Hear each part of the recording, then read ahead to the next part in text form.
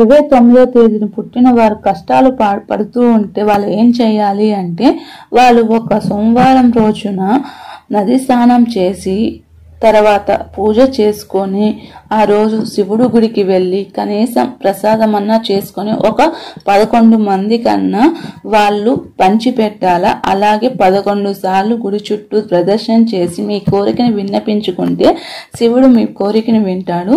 ఇలా కనీసం మీరు 9 సోమవారాలు చేస్తే శివుని అనుగ్రహం మీ మీద కలుగుతుంది.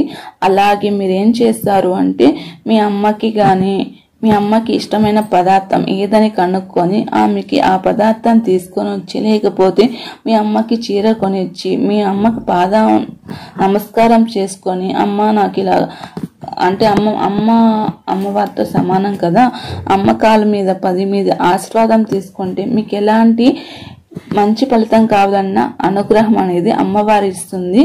అమ్మ ఆశీస్సులు ఉంటే అమ్మవారి ఆశీస్సులు ఉన్నట్టే కదా. కాబట్టి మీరు ఇలా చేయండి.